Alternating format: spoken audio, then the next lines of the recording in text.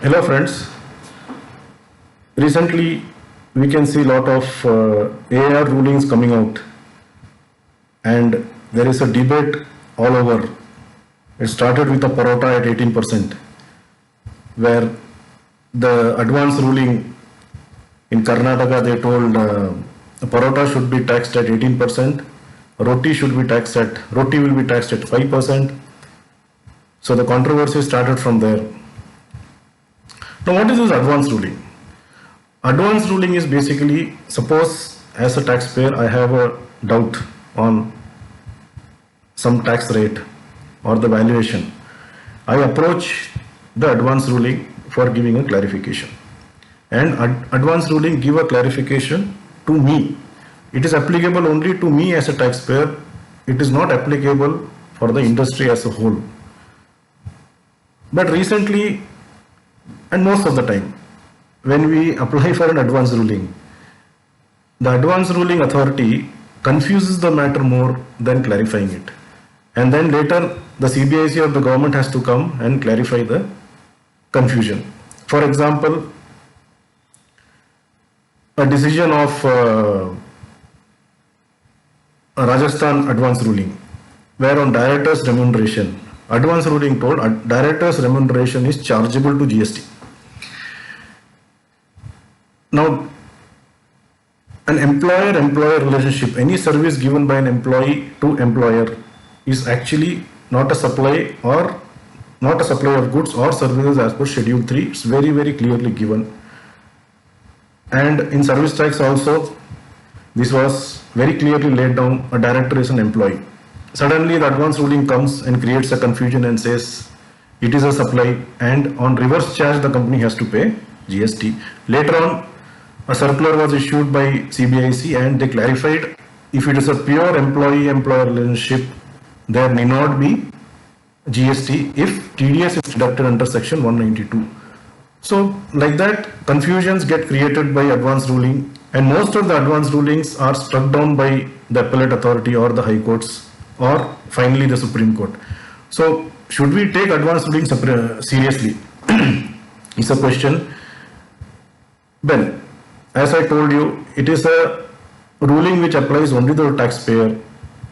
Whatever legal binding on your product or your goods or services, better take a call and abide by it. Now, a recent advance ruling judgment by Gujarat Advance Ruling Authority on sale of developed plots. They have told sale of developed plots. If you are doing any additional activity in that, like you are laying roads, drainage, you are having a flood, you are having lights, and you are developing that property and then selling it, it is no more a land. It becomes some services on that land and GST is applicable. Now, as you are aware, Schedule 3 Clause 5 exempts, or there is a negative list where they say there is sale of land and sale of building if it is sold after completion, getting the completion certificate, is out of GST. It is neither a supply of goods nor a supply of services. So if you have a land, you cannot make a land marketable unless you do a little development. So just because you have done some development, still it is a land. You sell a land. You don't sell your services. You don't sell. The land cannot be sold without a road, without the basic infrastructure. You have to sell a land by developing the land. So I think this judgment also is going to get struck down, and I am sure this will be struck down, but before it becomes a controversial ball, it's better the government comes and clarifies their stand on this so that the department doesn't issue notices to all the land developers and tell them to pay GST. One more important thing which I want to tell the viewers on this developed plot is, as you are aware, in building, if the building is sold without getting an advance, if it is sold after the completion certificate, it is not covered under GST. The same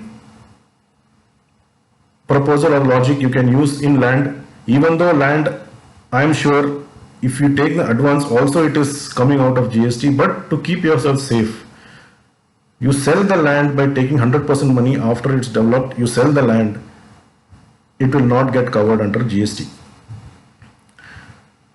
One more ruling of Gujarat advance ruling has become very active, and last 2-3 months they have been left and right giving their rulings, which is all contrary to law. What they are sitting and doing there, we don't know. Their target is only getting revenue and passing all wrong orders. So one more order which Gujarat Advance Ruling Authority has passed is the threshold limit. Now 20 lakhs is the limit to register for services. Now the SSC, he is having an income of 9.84 lakhs from the renting of immovable property, and balance he has got income from PPF, interest from PPF, from some loans and advances, and from his savings account. Combined it crosses 20 lakhs. So what the authority has told is, since the aggregate turnover, now see the 20 lakhs turnover threshold limit is the aggregate turnover.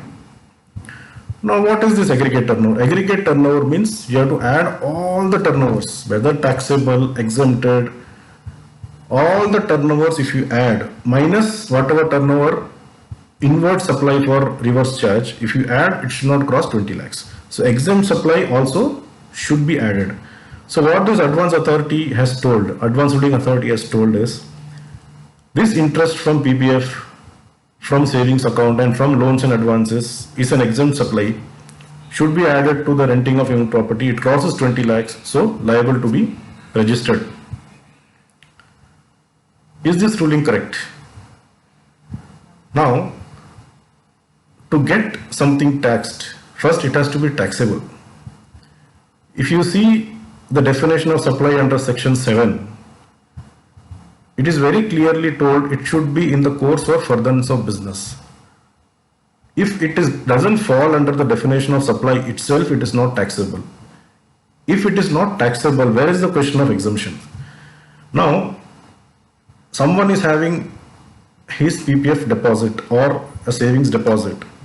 Does that mean he is in the course of furtherance of business? He is doing business of depositing the money in PPF? I think the whole basic structure of GST, I think, is getting struck down by these advance rulings, where the definition of supply itself is not met, and they go somewhere else and find out the reasons to tax. So I think this ruling also will be definitely defeated in the appellate or the higher courts. So I request everyone not to take the advance ruling that seriously. Yes, take second advice, take 3 advice, 4 advice, but be careful. But don't get discouraged by the rulings of advance ruling, because most of the advance rulings are struck down. So I don't think there is a point to really discuss about advance rulings for other cases other than for the taxpayers who has applied for it. Thank you. God bless you.